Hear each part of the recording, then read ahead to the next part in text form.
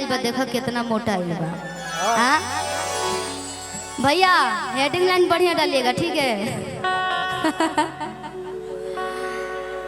एगो गीत गाइले रहनी, आप लोग तो नैया डोले सुनले बानी, आ ओकर तू गइले रही हम ओमे गइले रही कि नदिया के बीचे जैसे नैया डोले वो सही मोर सैया डोले है, ठीक।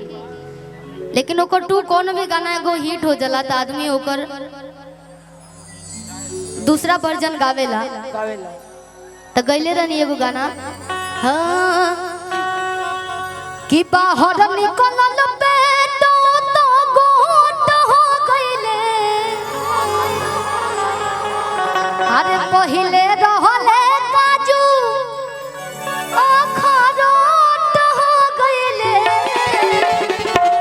एक सेकंड, अखरोट आप लोग समझत नहीं ना, काजू तो बहुत लोग खइले हो, लेकिन अखरोट एने ओमन के बिया निकालिए के मिलेला, भोजपुरी में बोला था।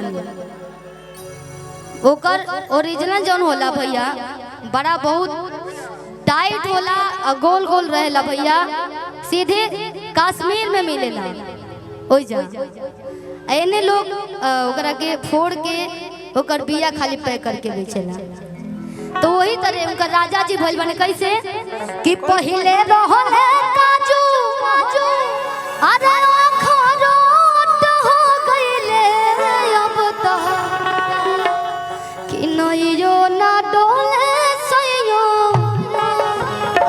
अरे मोट हो गइले,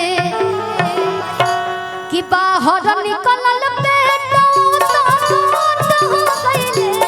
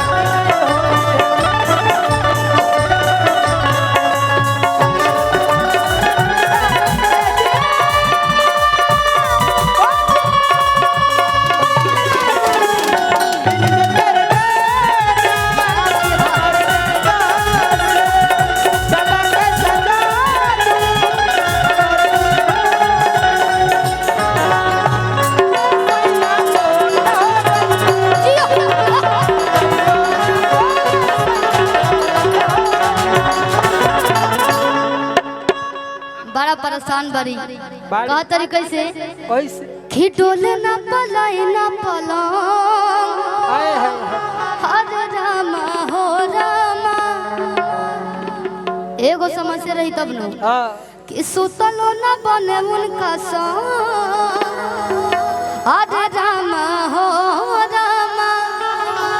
कि डोले ना पलाई ना पलंग, हरे रामा हो रामा।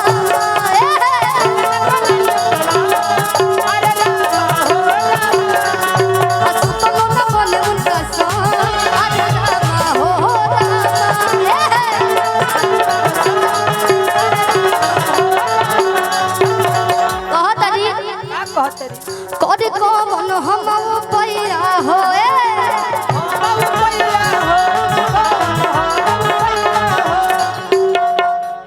करी कमन हम पैया हो, अच्छा लाई कवन दवैया हो, कि पकड़ ले जिम करवैया हो, दुबरास मोर बलमा विजैया हो।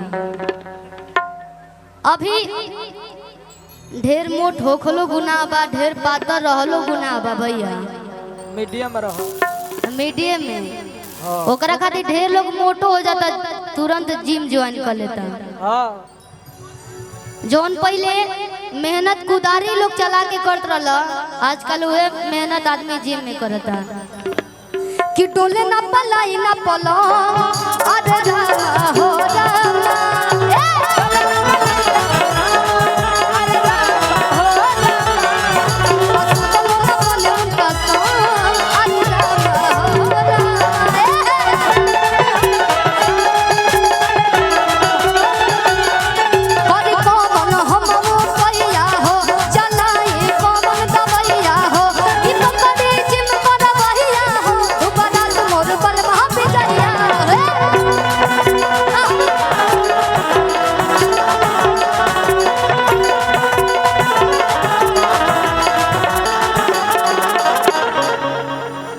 कि पहिले रहले हमका